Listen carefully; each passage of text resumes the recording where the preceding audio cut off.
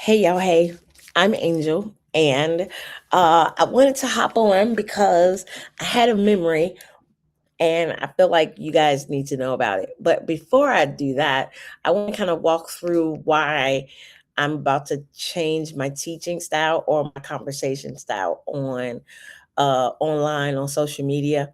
Um, I heard a statement a couple of years ago and by Rodrigo Luna, and the statement came right back up like this week. And I'm like, dang, I ain't thought about that in a long time.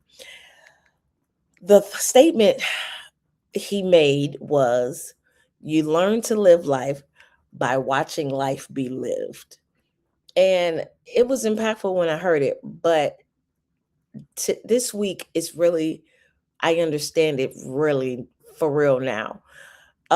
Because everybody that's anybody that's been born anywhere has learned to live their life by watching how others live theirs, either for good or either for bad. You've learned how to live your own life by watching other people. You've learned by what people said, but you mainly learned by what people did. And again, it's either for the good or for the bad. And they're teaching you one way or another. So you learn to live life by watching life be lived. And as I was thinking about this statement, you know what movie popped up because I love movies? The Fifth Element. Yes, The Fifth Element. I don't know if y'all remember, it's like back in 1990s, something like that. With Bruce Willis, Chris Rock, not Chris Rock, Chris Tucker, and the female, I can't think of her name, but she has orange hair. Anyway, she did not know what was going on and how to speak the language. So she watched how other people did life. She went on the internet, downloaded everything, read super fast and things like that in order to learn about the planet and things like that. So basically, she watched how life was lived and she came to her own conclusions. And the same thing for you and I. So don't forget don't forget that, because it's a part of being an example and it's a part of being transparent. And as you have your successes or even as you have your downfalls, as same thing for me, I have to on purpose remember that people are watching my life. People are watching what I say, what I do, and either I'm going to be a good example or I'm going to be a bad example. But one way or the other, I'm going to be the example. Even if I don't want to, I'm going to be the example. Now, with that being said, let me tell you about this time that I have finally decided to forgive my ex-husband, y'all. So it's been about 15 years since he and I have been divorced. And I finally decided to forgive him probably in year 13 of our divorce. 13, 14, 13 of our divorce. And I did that because I had got a speeding ticket, y'all. Y'all know when y'all be on the expressway and you jamming and you have your favorite playlist going and you yeah. The windows are down and everything is everything, right? Yeah, that's how I got the ticket. But anyway, let me see if I can tell it really quick. So I got this ticket because I was speeding. Driving down this expressway, 2-lane highway, and I'm enjoying myself. And then a car comes in front of me to slow me all the way down. I didn't like that. So I'm driving and I'm like, Lord, let him move over so I can keep going and get to my destination. He finally moves out my way and I start speeding up again. And before you know it, I'm past 80 and woo, woo, woo. Yeah, it was a copper on a motorcycle. So I'm like, oh my God, which one of us did he get? Because it was two of us driving fast, but the other one did brake. So I I'm pretty sure that it was me. He gets behind me, I pull over, and he was like, "Ma'am, do you know how fast you was going?" Said, I'm thinking like 75, 80. He said, "No, you're like doing 80. I mean 85." And I'm like, he said, "Ma'am, that's reckless driving." He goes to his car. He does his thing in his car. He comes back and he's talking to me, and I'm being as nice as possible because I know that I got to be respectful because he's the law and he's, somebody that needs to be respected. So I know that. So I'm being as nice as possible because I ain't trying to go to jail because I just knew that I was going to jail. He got me. He got me. He got me dead to rights. I ain't finna. I can't. What am I going to argue this for? I can't. There's no point. He clocked me. I know I was speeding.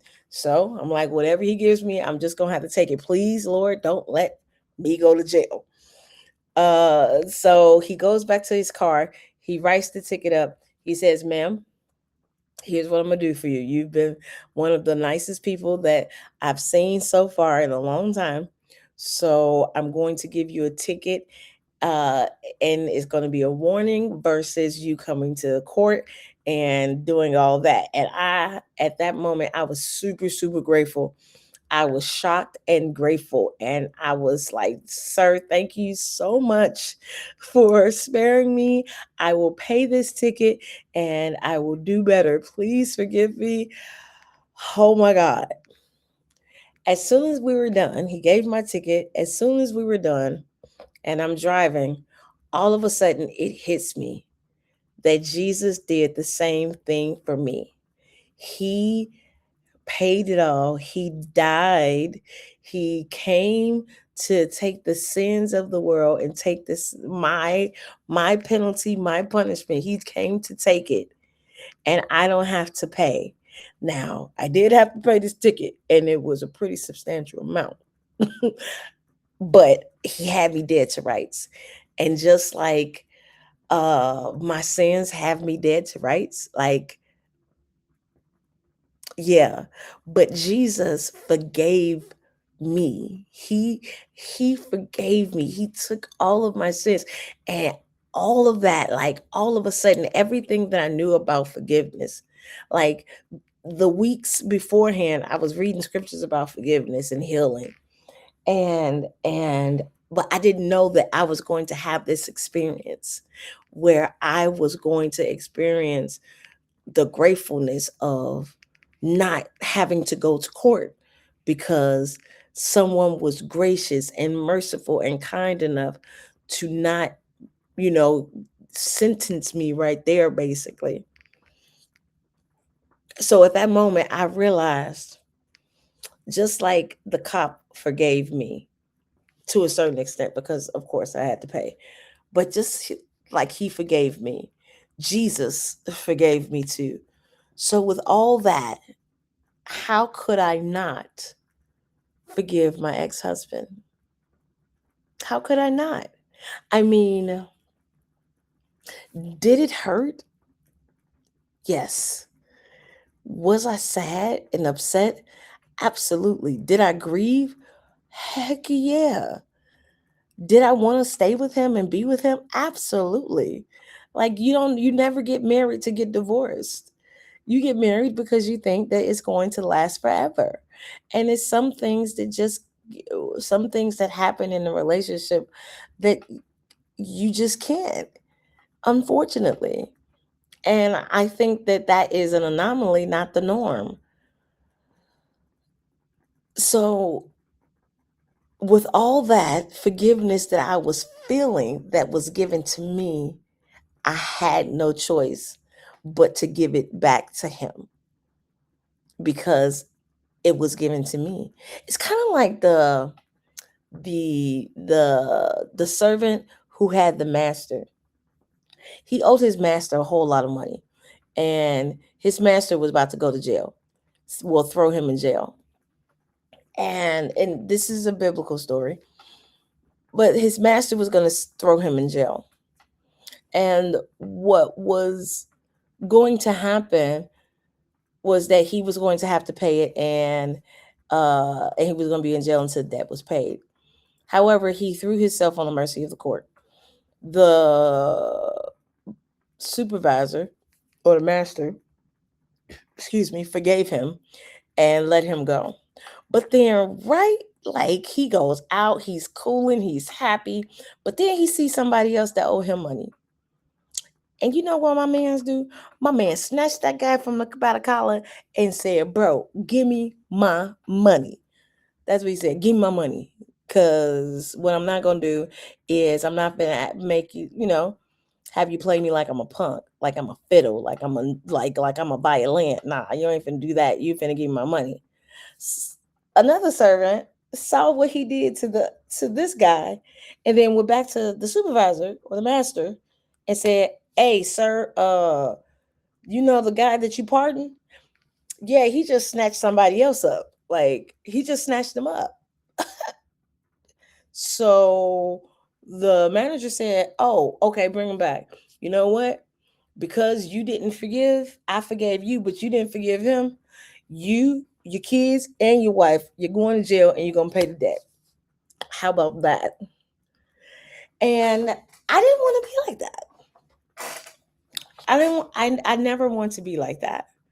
Knowing that I've been forgiven the way that I've been forgiving. Oh, I know I said I would be quick, but after I said that, I just thought about it. My current husband has forgiven me in the same right where he came to ask me to marry him 3 times. I said no 3 times. I broke this man's heart 3 times. The first time I wasn't married this year, but the third time I was. So I had 2 times that I could have went with this man, and I said no. And now we're married 15, 16, almost 16 years now.